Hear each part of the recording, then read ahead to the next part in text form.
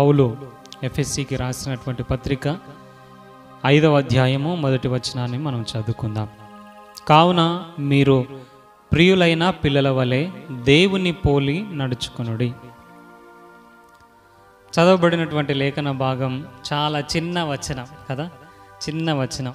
ఇక్కడ పౌలు ఒక మంచి మాటను చెప్తా ఉన్నాడు.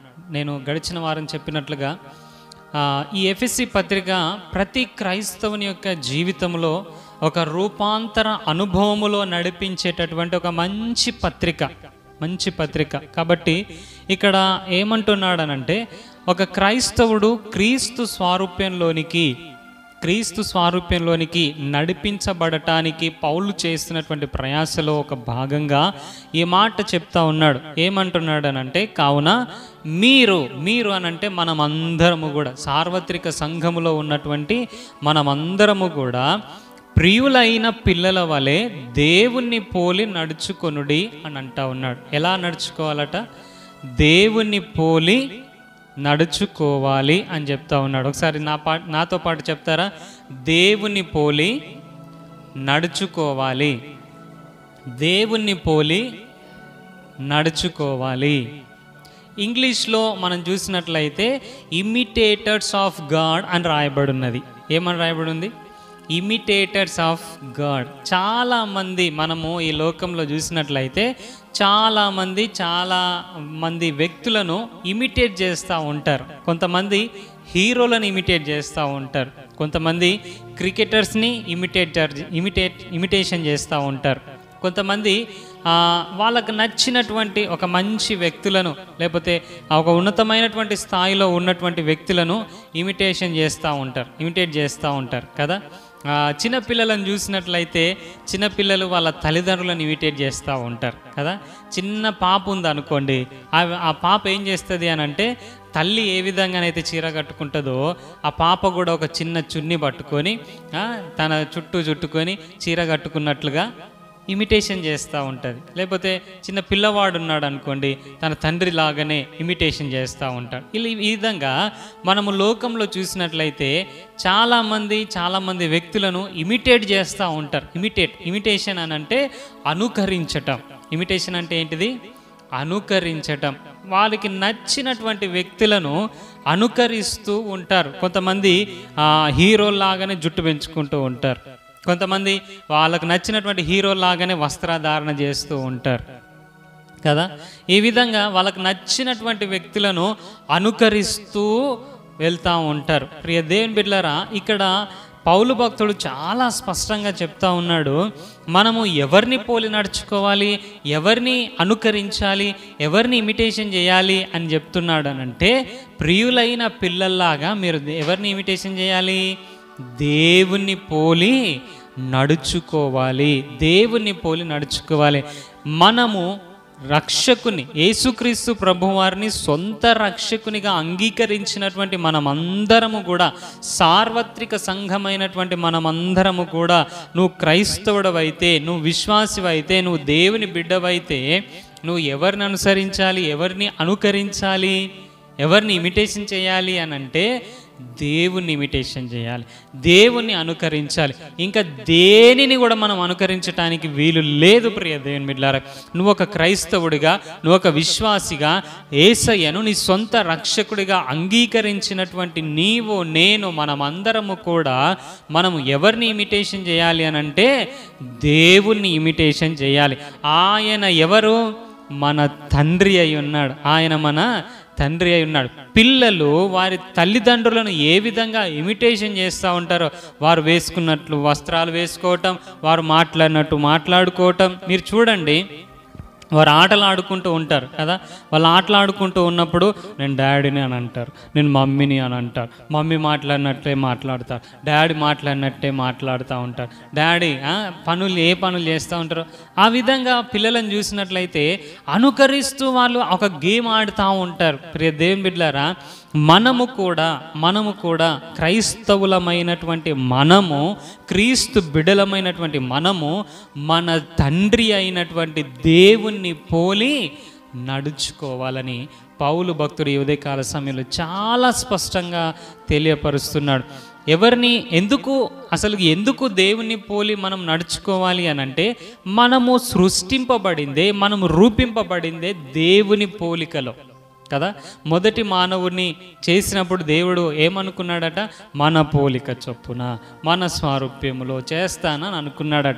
కానీ మొదటి మానవుడైనటువంటి ఆదాము హవ్వలు వారు దేవుని పోలి కొంతకాలం నడుచుకున్నారు. ఆ తర్వాత ఏమైపోయిందనంటే పాపము ప్రవేశించి దేవుని పోలికలన్నీ కూడా మార్చబడినట్లుగా మనం చూస్తూ ఉన్నాం. ప్రియ దేవుని బిడ్డలారా, ఎప్పుడైతే మనిషిలో పాపం అనేది ప్రవేశించిందో అప్పుడు దేవుని పోలికగా నడుచుకోవటం ఆగిపోయింది, దేవుని అనుకరించటం ఆగిపోయింది, దేవునిలాగా ప్రవర్తించటం ఆగిపోయింది. అందుకే ఇక్కడ ఏమంటున్నాడు అనంటే, మనము ప్రియులైన పిల్లల్లాగా దేవుణ్ణి పోలి నడుచుకోవాలి. మొదటి మానవుడైనటువంటి ఆదాము దేవుని అనుకరించటంలో దేవుని పోలి నడుచుకోవటంలో మిస్ అయిపోయాడు. కానీ యేసుక్రీస్తు ప్రభువారు, కడపటి ఆదామైనటువంటి యేసుక్రీస్తు ప్రభువారు దేవుని పోలి నడుచుకోవటం ఎలాగనో 33.5 సంవత్సరాలలో చేసి ముగించి చూపించాడు మనకు. మొదటి మానవుడైనటువంటి ఆదాము విఫలమయ్యాడు, ఫెయిల్ అయిపోయాడు దేవుని అనుకరించే విషయంలో. కానీ కడపటి ఆదామైనటువంటి క్రీస్తు అనుకరించి చూపించాడు. నేను దేవుని పోలి నడుచుకున్నానని అన్నాడు, నేను దేవుని పని మీద ఉండాలని అన్నాడు, నేను దేవుని పోలి నడుచుకున్నానని అన్నాడు. అదేవిధంగా మనము పౌలు భక్తుని జీవితంలో కూడా చూసినట్లయితే, నేను దేవుని పోలి నడుచుకున్న ప్రకారం మీరు నన్ను పోలి నడుచుకోండి అని ఒక సవాలు విసిరి వెళ్ళిపోయాడండి. ఇది సాధ్యమవుతుందా? దేవుని పోలి నడుచుకోవటం సాధ్యమవుతుందా? మొదటి మానవుడు ఆదాంకే సాధ్యం కాలేదు. యేసుక్రీస్తు ప్రభువారు అంటే దేవుడు కాబట్టి ఆయనకు సాధ్యమైంది. ఇక మనుషులెవరికి సాధ్యం కాదేమో అని మనం అనుకుంటామని పౌలు భక్తుడు ఒక సవాలు విసిరి వెళ్ళాడు. ఏమని? క్రీస్తుని పోలి నేను నడుచుకున్న ప్రకారము నన్ను పోలి మీరు మనిషితోటి ఖచ్చితంగా సాధ్యమయ్యేదే దేవుడు చెప్తాడు. కాబట్టి ఇక్కడ పౌలు భక్తుడు మంచి మాదిరి, యేసుక్రీస్తు ప్రభువారు మంచి మాదిరి మనకు. వారు దేవుని పోలి ఎలా నడుచుకున్నారో మనము కూడా దేవుని పోలి నడుచుకోవాల్సినటువంటి వారమై ఉన్నాం. ప్రియ దేవుని బిడ్డలారా, ఎందుకు దేవుని పోలి నడుచుకోవాలని అంటే, మనము దేవుని పోలికలో సృష్టింపబడినటువంటి వారము, దేవుని కొరకై సృష్టింపబడినటువంటి వారం. ఎంత మంచి మాట కదా. మనము ఎలా సృష్టింపబడ్డాం? దేవుని పోలికలో సృష్టింపబడ్డాం. ఎవరి కొరకు సృష్టింపబడ్డాం? దేవుని కొరకు సృష్టింపబడ్డాం. దేవుని పోలికలో దేవుని కొరకు సృష్టింపబడినటువంటి మనము దేవుని పోలి నడుచుకోవాల్సినటువంటి అవసరత, బాధ్యత మన మీద ఉన్నది. ప్రియ దేవుని బిడ్డలారా, ఇమిటేటర్స్ ఆఫ్ గాడ్. ఇమిటేటర్ అని అంటే అనుకరించేటటువంటి వాడు. దేవుణ్ణి అనుకరించాలి, ఇంకా దేన్ని అనుకరించడానికి వీలు లేదు. ఎందుకయ్యా మనం దేవుణ్ణి అనుకరించాలి అని అంటే, వీఆర్ ఇమేజ్ ఆఫ్ గాడ్. మనం దేవుని యొక్క పోలిక అయి ఉన్నాం. We are image of God, we should imitate to God. మనము దేవుని పోలిక అయి ఉన్నాం, దేవుణ్ణి అనుకరించే వారమై ఉన్నాం. We should imitate. మనం ఖచ్చితంగా ఆయనను పోలి మాత్రమే నడుచుకోవాలి, ఇంకా దేన్ని పోలి నడుచుకోవద్దు. నీకు కొంతమంది హీరోలు కనిపించవచ్చు, నీకు కొంతమంది క్రికెటర్స్ లేకపోతే గొప్ప గొప్ప వ్యక్తులు కనిపించవచ్చు. వాళ్ళను పోలి నడుచుకోవటానికి వీలు లేదు. మనం ఎవరిని పోలి నడుచుకోవాలి? దేవుణ్ణి పోలి నడుచుకోవాలి. మనం సువార్తలలో చూసినట్లయితే యేసుక్రీస్తు ప్రభువారు చాలా ఒక చక్కటి స్టేట్మెంట్ ఇచ్చారు. ఏంటిది అదనంటే, మీ ప్రవర్తనను బట్టే, మీరు నడుచుకునే విధానాన్ని బట్టే మీరు దేవుని పిల్లలా లేకపోతే అపవాది పిల్లలా చాలా స్పష్టంగా ఏర్పడుతుంది. కాబట్టి మనము దేవుణ్ణి పోలి నడుచుకోవాలి. మన ప్రవర్తనే చెప్తుంది మనం ఎవరికి సంబంధించినటువంటి వారమని, మన నడవడి చెప్తుంది మనం ఎవరికి సంబంధించినటువంటి వారమని. కొంతమంది పిల్లలను చూసినప్పుడు చాలామంది అంటూ ఉంటారు కదా, అబ్బా అలా డాడీ లెక్కనే చేస్తున్నాడండి, వాళ్ళు డాడీ లెక్కనే మాట్లాడుతున్నాడండి కదా, వాళ్ళ మమ్మీ లెక్కనే చేస్తుందండి, వాళ్ళ మమ్మీ లెక్కనే మాట్లాడుతుంది, అచ్చం వాళ్ళ మమ్మే, జిరాక్స్ కాపీ. నీ ప్రవర్తనను బట్టి నువ్వు ఎవరికి చెందిన వాడవో చాలా స్పష్టంగా అర్థమవుతుంది. కాబట్టి ప్రియ దేవుని బిడ్డలారా, మనము దేవుణ్ణి పోలి నడుచుకోవాలి. ఎందుకనంటే మనము దేవునికి చెందినటువంటి వారు. మీరు మీ సొత్తు కాదు, మీరు విలువ పెట్టి కొనబడినటువంటి వారు. యేసుక్రీస్తు ప్రభువారు మీ కొరకు తన రక్తాన్ని చిందించాడు. ఎందుకు చిందించాడు తెలుసా? ఆ మొదటి మానవుడైనటువంటి ఆదాము ఏ పోలికనైతే కోల్పోయాడో ఆ పోలికను తిరిగి మనలో అది రావటానికి, ఆ స్వారూప్యం రావటానికి, ఆ దైవత్వం రావటానికి, ఆ దేవుని పోలిక మనలో కనబడటానికి యేసుక్రీస్తు ప్రభువారు మన కొరకు తన రక్తాన్ని కార్చాడు. మనము అంగీకరించినటువంటి వారమైనటువంటి మనము ఏం చేయాలి అనంటే, దినదినము ఏదైతే తన పోలికలో లేకుండా మనల్ని దిగజారుస్తున్నాయో వాటిని విడిచిపెట్టి దినదినము ఆయన పోలికలో మనము మార్చబడాలి. ఆయనను అనుకరించాలి. ఆయనను అనుకరించాలి. ప్రియ దేవుని బిడ్డలారా, ఇక్కడ మనం చూసినట్లయితే అసలు దేవుని పోలిక ఏంటిది, అసలు దేవుడు ఏమై ఉన్నాడు అనంటే ఒక 3 విషయాలు, ఎన్నో విషయాలు ఉన్నాయి, కానీ ప్రాముఖ్యమైనటువంటి 3 విషయాలను నేను చెప్పి నా వాక్య సందేశాన్ని నేను ముగిస్తాను. 3 విషయాలు మనం చూసినట్లయితే, మొట్టమొదటిగా దేవుడు ఏమై ఉన్నాడు అనంటే దేవుడు పరిశుద్ధుడు. చూద్దామా? లేవియ కాండము 11వ అధ్యాయం 45వ వచనంలో మనం చూసినట్లయితే, నేను మీకు దేవుడనై ఉండుటకు ఐగుప్తు దేశంలో నుండి మిమ్మల్ని రప్పించిన యెహోవాను, నేను పరిశుద్ధుడను గనుక మీరును పరిశుద్ధులు కావలెను అని అంటాడు. దేవుడు ఏమై ఉన్నాడు? దేవుడు పరిశుద్ధుడై ఉన్నాడు. ఎస్, దేవుడు పరిశుద్ధుడై ఉన్నాడు. కాబట్టి మనము కూడా ఏమై ఉండాలి?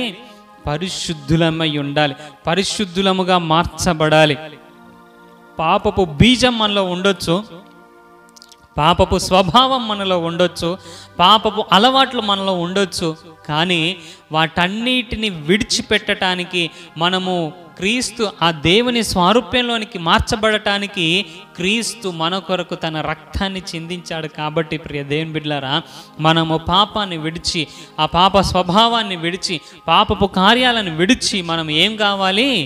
పరిశుద్ధులము కావాలి. ఇది ఒక్క రోజుతో వచ్చేది కాకపోవచ్చు, కానీ దినదినము మనలో ఆ పరిశుద్ధతలో నుండి మనము దిగజారుస్తున్నటువంటి విషయాలు ఏవైతే ఉన్నాయో వాటన్నిటిని విసర్జించి దినదినము పౌలు భక్తుడు కదా ఏ విధంగా తన బ్రతుకును మార్చుకున్నాడో మనము మార్చుకోవాల్సినటువంటి అవసరత ఉన్నది.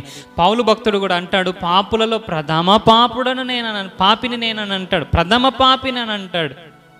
కానీ అదే పౌలు ఏమంటున్నాడు అని అంటే, క్రీస్తును పోలి నడుచుకున్నట్లుగా నన్ను పోలి నడుచుకోండి అని అన్నాడు. ఎస్, మనము కూడా పాప స్వభావం కలిగినటువంటి వారమే కావచ్చు, పాపపు నైజం మనలో ఉండొచ్చు, కానీ మనం కూడా ఏం చేయబడాలి అని అంటే దినదినము ఆ పాపపు స్వభావాన్ని విడిచిపెట్టి పరిశుద్ధతలోనికి మార్చబడాలి. ఎస్, ఇక్కడ స్పష్టంగా చెప్తున్నాడు, నేను పరిశుద్ధుడను గనక మీరును పరిశుద్ధులు కావాలి అని అంటా ఉన్నాడు. అదేవిధంగా మనం చూసినట్లయితే పేతురు రాసినటువంటి మొదటి పత్రిక 1వ అధ్యాయము 16వ వచనంలో మనం చూసినట్లయితే, నేను పరిశుద్ధుడనై ఉన్నాను గనక మీరును పరిశుద్ధులై ఉండవలెనని వ్రాయబడి ఉన్నది. కాగా మీరు విధేయులకు పిల్లలై మీ పూర్వపు అజ్ఞాన దశలో మీకుండిన ఆశలను అనుసరించి ప్రవర్తింపక మిమ్మును పిలిచిన వాడు పరిశుద్ధుడై ఉన్న ప్రకారము మీరును సమస్త ప్రవర్తన యందు పరిశుద్ధులై ఉండండి అని అంటున్నాడు. సమస్త ప్రవర్తన యందు. ఎస్, పూర్వ దశలో అజ్ఞానంలో ఉన్నాం, పాపంలో ఉన్నాం, పాపపు క్రియలు చేస్తూ ఉన్నాం, కానీ ఇప్పుడు మనము ఎలాగ ఉండాలి, ఎలాగ మార్చబడాలి అని అంటున్నాడు అని అంటే, మిమ్మును పిలిచిన వాడు పరిశుద్ధుడై ఉన్నాడు కాబట్టి సమస్త ప్రవర్తన యందు మనము పవిత్రులై పరిశుద్ధులై ఉండాలి అని అంటా ఉన్నాడు. ఎస్, నిన్ను పిలిచినటువంటి వాడు, నన్ను పిలిచినటువంటి వాడు పరిశుద్ధుడై ఉన్నాడు. ఎందుకు పిలిచాడు అనంటే పరిశుద్ధులుగా ఉండుటకు పిలిచాడు మనల్ని.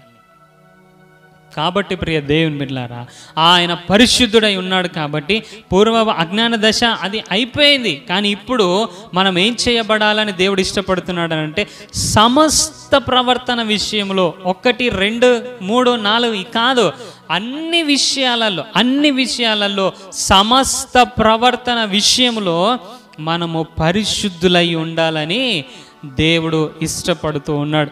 ఇది మొదటిది. దేవుడు ఏమై ఉన్నాడు చెప్పండి? పరిశుద్ధుడై ఉన్నాడు. కాబట్టి మనం కూడా ఎలా ఉండాలి? పరిశుద్ధులై ఉండాలి.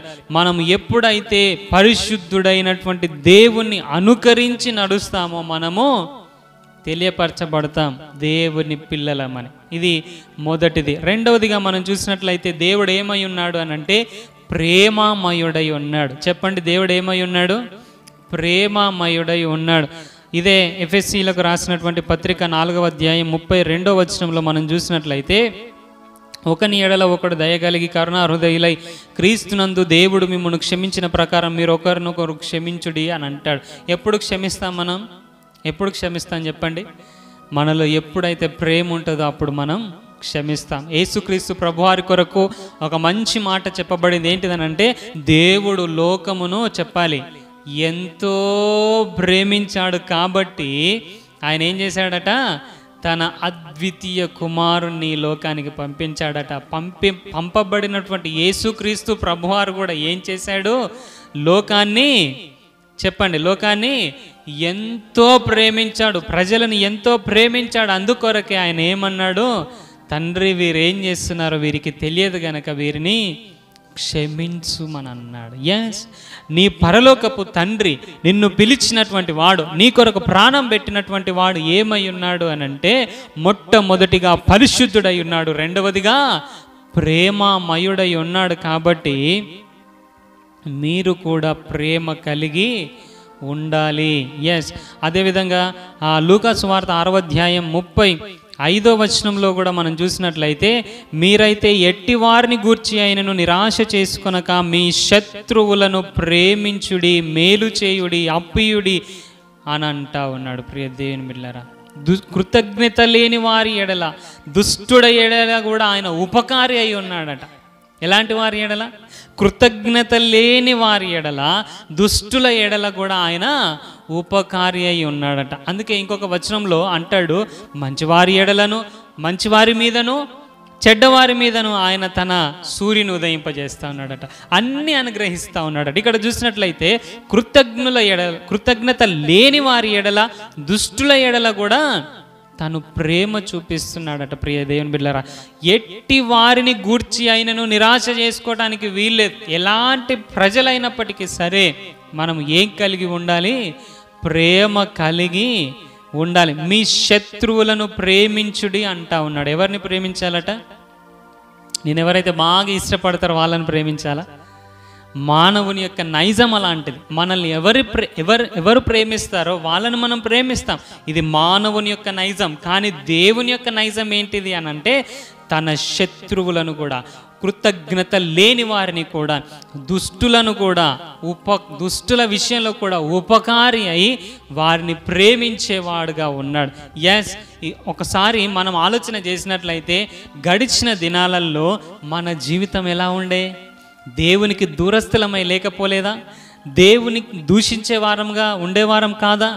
ఎస్, మనము దుష్ట హృదయం కలిగి దేవుని దూషించే వారంగా, దేవునికి వ్యతిరేకమైనటువంటి వారంగా, దేవుని ఎడల కృతజ్ఞత లేని వారంగా ఉన్నప్పటికీ కూడా దేవుడు మనల్ని ప్రేమించిన దేవుడైన. అందుకే ఈ దినం మనం సజీవులుగా ఉన్నాం.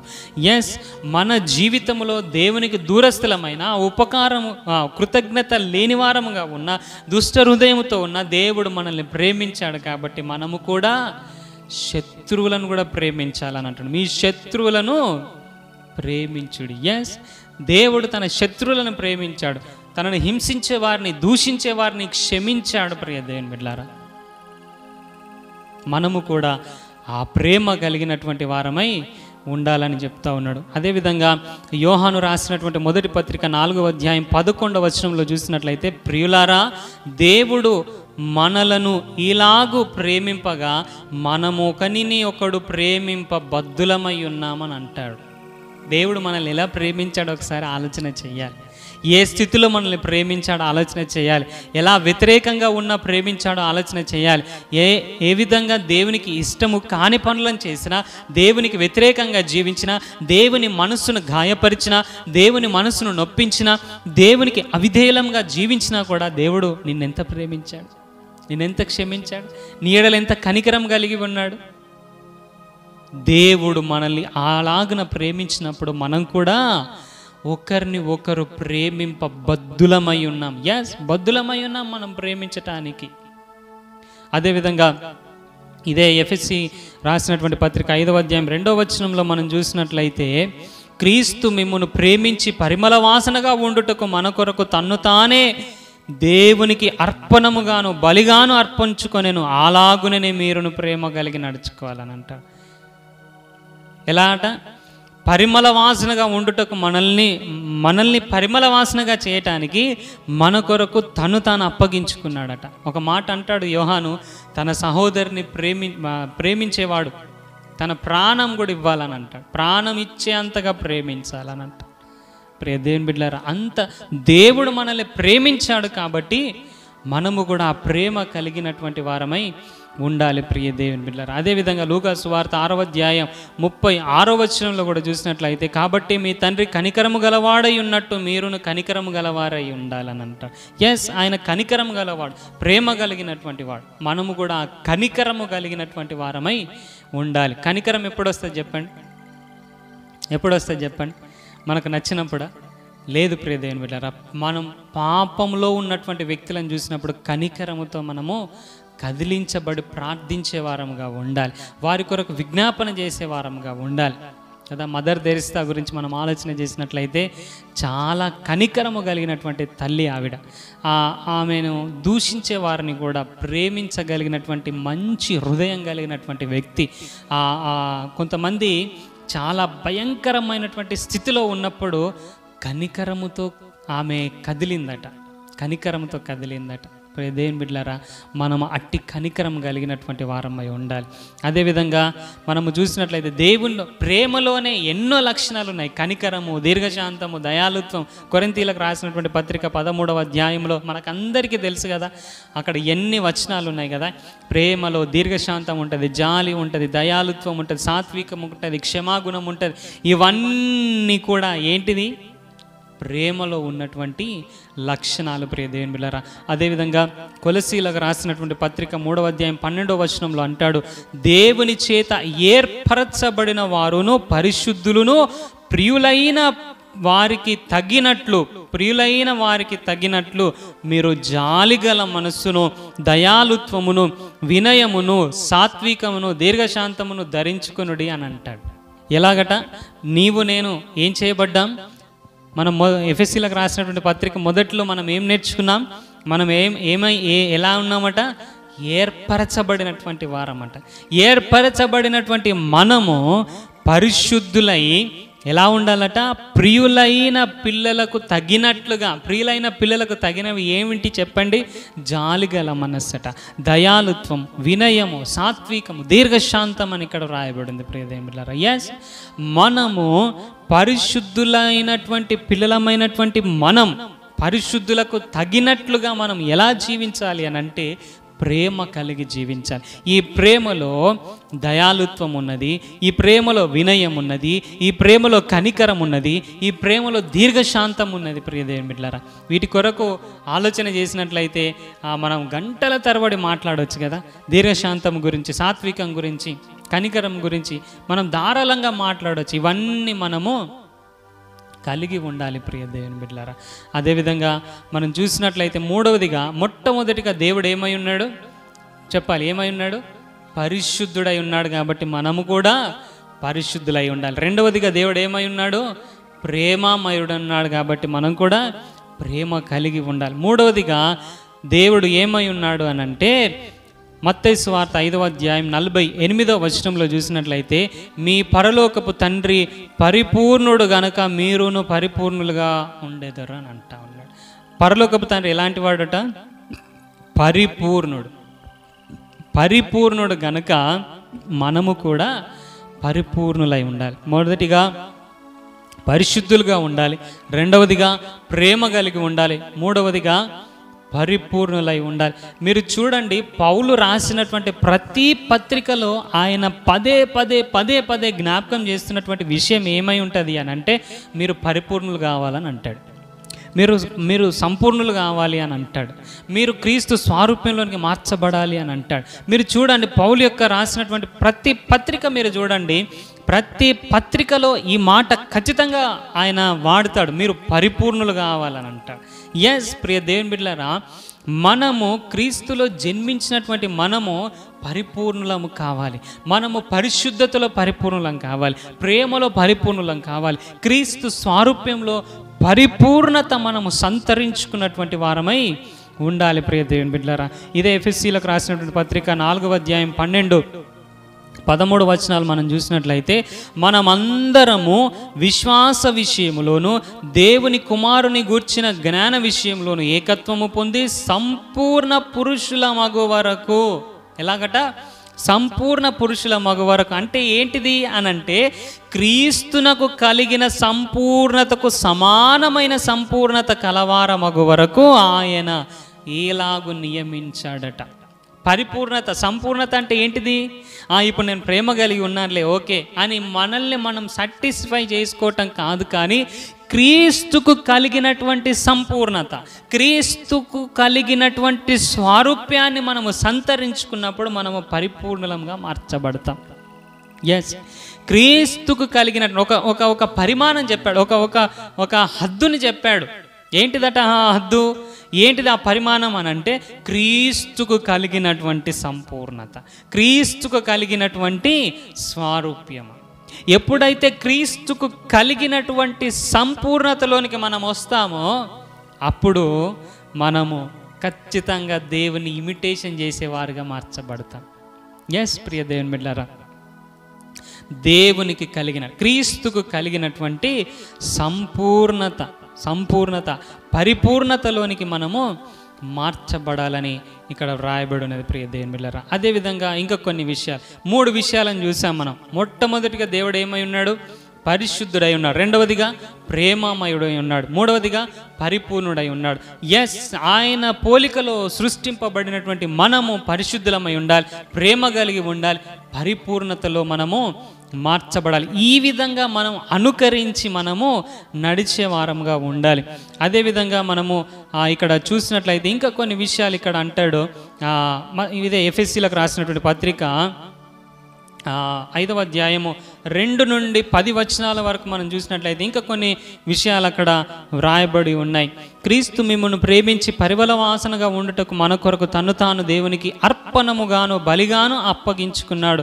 అలాగునే మీరు ప్రేమ కలిగి నడుచుకోవాలి అని అంటా ఉన్నాడు. అర్పణగా అర్పించుకున్నాడట. ఎస్, క్రీస్తును పోలి నడుచుకునేటటువంటి వారమైనటువంటి మనం కూడా ఏం చేయబడాలి అని అంటే, మనల్ని మనము సమర్పించుకోవాలి, మనల్ని మనం అప్పగించుకోవాలి, మనల్ని మనము ఆయన కొరకు సంపూర్ణ సజీవ యాగముగా అర్పించుకోవాలి.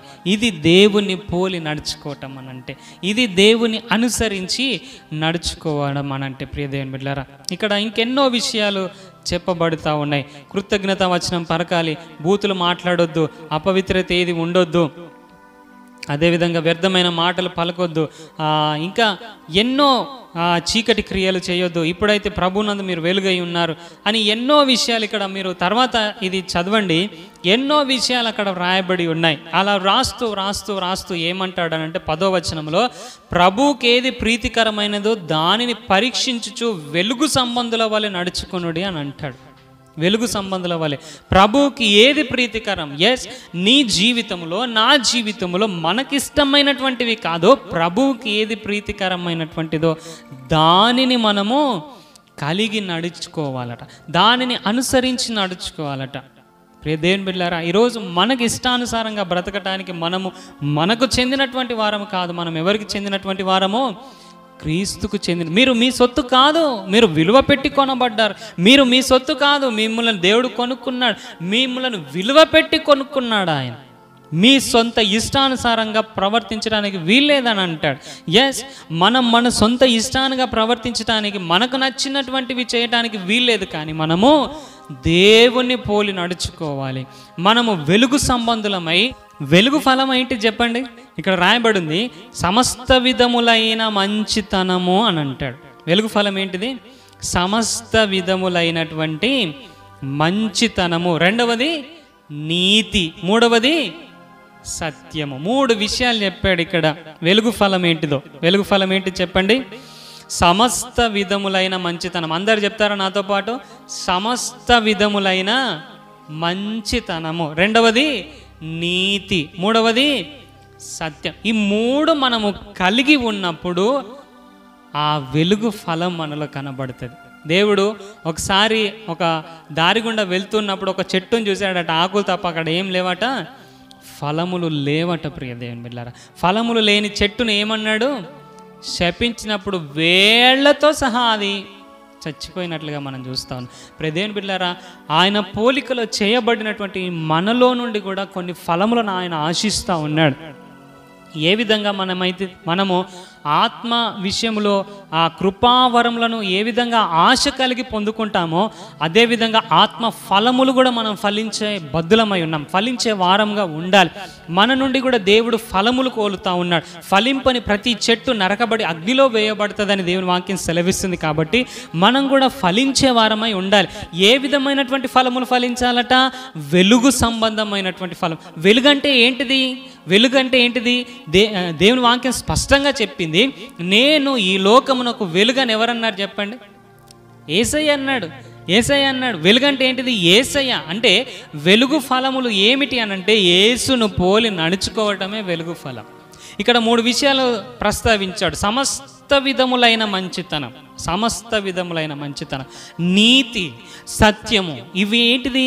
వెలుగు యొక్క ఫలములు. ప్రియదేవుని బిడ్డ, ఈ వెలుగు ఫలములు మనం ఎప్పుడైతే ఫలిస్తామో అప్పుడు అర్థమవుతుంది, ఎస్ ఈయన వెలుగై ఉన్నాడు, ఈయన క్రీస్తు బిడ్డ అయి ఉన్నాడు, ఈయన క్రీస్తుని పోలి నడుచుకున్నాడు. చాలామంది మనల్ని చూసి ఏమనుకోవాలంటే, అబ్బా ఈయన యేసయ్య లెక్కనే మాట్లాడుతున్నాడు, ఈయన యేసయ్య లెక్కనే ప్రవర్తిస్తున్నాడు.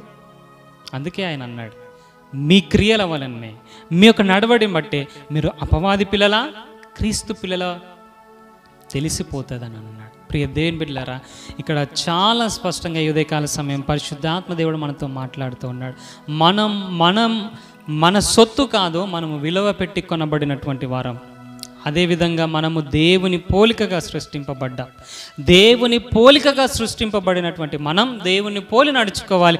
దేవుడు మన కొరకు ప్రాణం పెట్టి కొనుక్కున్నాడు కాబట్టి దేవుని పోలి మనము నడుచుకున్నాం. We are image of God, we should imitate to God. మనము దేవుని పోలికలో సృష్టింపబడ్డాం, దేవుని పోలి నడుచుకోవాలి. దేవుని రక్తము చేత కొనబడ్డాం, దేవుని పోలి నడుచుకునే వారమై ఉన్నాం. దేవుడు పరిశుద్ధుడు, మనం పరిశుద్ధంగా జీవించాలి. దేవుడు ప్రేమమయుడై ఉన్నాడు, ప్రేమ కలిగి జీవించాలి. దేవుడు పరిపూర్ణుడు, మనము క్రీస్తు సంపూర్ణతకు, ఆ పరిపూర్ణతకు సమానమైన సంపూర్ణత, పరిపూర్ణతలోనికి మనము రావాలి. వెలుగు ఫలములు ఫలించే వారముగా మనం ఉండాలి. కాబట్టి ప్రియ దేవుని బిడ్డలారా, విన్న వాక్యాన్ని బట్టి మన జీవితాన్ని పరీక్షించుకుందాం. ఎక్కడ మనము తప్పిపోతూ ఉన్నాం, ఎక్కడ దేవుని పోలి నడిచే విధానంలో తప్పిపోతూ ఉన్నాం, ఎక్కడ మన ప్రవర్తన, ఎక్కడ మన నడవడి దేవుని పోలికలో లేనట్లుగా అనిపిస్తుందో అక్కడ మనం మార్పు చెందుదాం. అంత్య దినాలలో మనం ఉన్నాం, అపాయకరమైనటువంటి దినాలలో ఉన్నాం, క్రీస్తు రాకడకు దగ్గరగా మనం ఉన్నాం. కాబట్టి మనము ఏం చేయబడాలి అని అంటే, క్రీస్తుకు కలిగినటువంటి సంపూర్ణ ఆ పరిపూర్ణతలోనికి, స్వారూప్యంలోనికి మనం మార్చబడాలి. కాబట్టి ఎక్కడ కోల్పోతున్నామో, ఎక్కడ అనుసరించి నడుచుకోవటం లేదో మనల్ని మనం పరీక్షించుకొని మనం మార్పు చెందుదాం. ఆయన పోలికలో నడుచుకుందాం, పరిశుద్ధంగా జీవిద్దాం, ప్రేమ కలిగి జీవిద్దాం, పరిపూర్ణతలోనికి మనము నడిపించబడి ఆ వెలుగు ఫలములు మనలో నుండి కనబడినట్లు మనం జీవించుదాం. అట్టి కృప దేవుడు మనకు అనుగ్రహించి నడిపించును గాక. చిన్న మాట ప్రార్థన చేసుకుందాం. విన్న వాక్యాన్ని బట్టి అందరం కూడా కళ్ళు మూసుకుందాం, చిన్న మాట ప్రార్థన చేసుకుందాం.